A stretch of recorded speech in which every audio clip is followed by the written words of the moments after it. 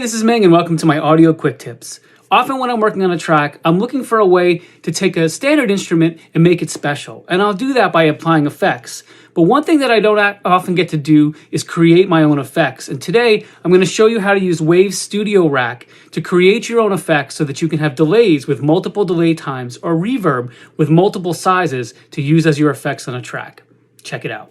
So what I created here was a multi-effects unit using Waves StudioRack and 4 different H delays with different delay times. The first H delay was set to a eighth note dotted. The second was a quarter note dotted. The third was an eighth note, and the fourth was a quarter note. I had to put this together, but the gist of this is that I'm able to play this like an instrument by connecting these to my controller. I have knobs on my controller, and I can turn these on and off and play it like an instrument and give really a very musical performance based on these delays. I've also created one for reverb, and I'll show you that as well. But let me show you how I put this together. And I'm going to open an empty StudioRack. This is very simple to do. You can parallel process things, and you can have long effects change. But this is a very simple but very creative way of doing this. So first thing I'm going to do is I'm going to go over here, and I'm going to grab my effect, and I'm going to grab an H delay. And it comes up as an eighth note H delay. I'm just going to use a standard parameter to show you how effective this is. I'm going to put it in ping pong mode. I'm going to cut off some of the low end. I'm going to cut off some of the high end. But this isn't really important. This is just basically how I'm setting up this unit. I'm going to turn it off. Close it. And then I'm going to go to the parameters. So the first macro, that's what this is, and this is what I'm going to connect to my hardware controller. I'm going to select the mix. How much of this effect am I sending of the audio am I sending to this delay?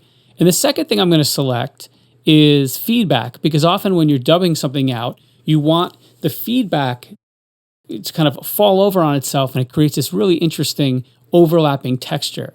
And I'm going to do the same thing 4 times. I'm going to go over here, and I'm going to grab another delay, and this time I'm going to change this to quarter note dotted, because I kind of like that. See, everything is set up correctly, and I'll go over here and select my second H delay. This is my macro number 2. I'm going to go over here. Actually, this is my macro number 3, but I'm going to select my mix and my feedback. And I'm going to do the same thing 2 more times. So now I've created this multi-effects unit. And what it allows me to do is play each of these parameters as if it was an instrument itself, right? So normally when you have a send, the send would send the signal to one effects unit at a time. But I put this in line in the audio channel so that I can have it go through and I can select different delays at the same time. So then the next thing I'm going to do is I'm going to rename these so that we have a better idea of which delay we're talking about. So this is the mix. So I'm going to call this, I'll call this the 1/8 dotted mix knob. If you go look here and you want to see how the macro works, if I'm moving the mix amount, this is how much is being sent to the device. You'll see over here the dry wet. So is this completely dry? Nothing is coming into the effects unit. And if I turn on mix, you'll see it changes the wet amount. And then the feedback, how much feedback is getting resent into the delay. So to give you an idea of what this sounds like, let me turn all this off. And I will show you how this sounds. So this is dry. And we're working on the roads.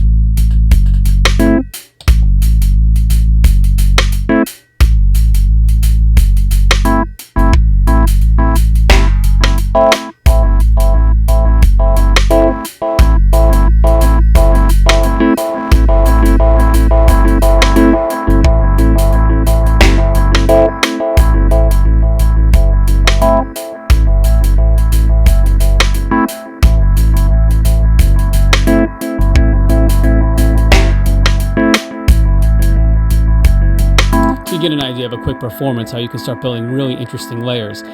I've done the same thing with reverb. So I built the same kind of patch using StudioRack with a bunch of H reverbs. And in this instance, I used the pre-delay and the dry and wet. How much is going to the reverb and how much pre-delay you have. And this gives a really interesting effect as well. Actually, I'll try this on the snare so you can hear this with different snares.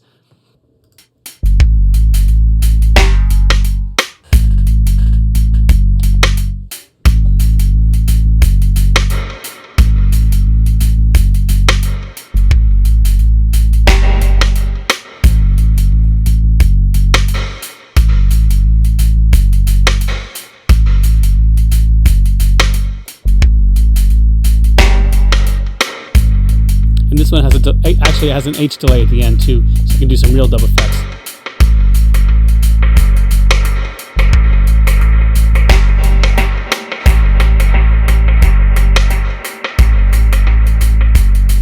You see, and in this one, I combined the reverb and the H delay so that I could have that really dubby effect where I could have the feedback going, lots of delay happening. It also tried the different delay time, the pre-delay, how long the pre-delay was, and the size of the reverb. So in this first two, the reverbs are the same. They were about a 4-second reverb. This third reverb, I did a longer reverb where I can change the actual time. So here I'm showing you how much time, how long the tail can go. So I can make a really big reverb splash if I wanted to, or have a short one. So this one, again, just the timing. I probably named this wrong. This shouldn't be delay time. It should be reverb time. Reverb time. And there you have it. I hope that gives you a good idea of how to create your own multi-studio rack using Waves StudioRack and whatever Waves plugins you would like. In the next video, if you follow up to this, I will show you how to connect your controller to your studio rack so you can actually perform this. I hope you enjoyed my audio quick tips. If you do, please subscribe right down below. You can check out the rest of my artist videos and music here on my YouTube channel. And please subscribe and share with your friends. Until next week, make some great music.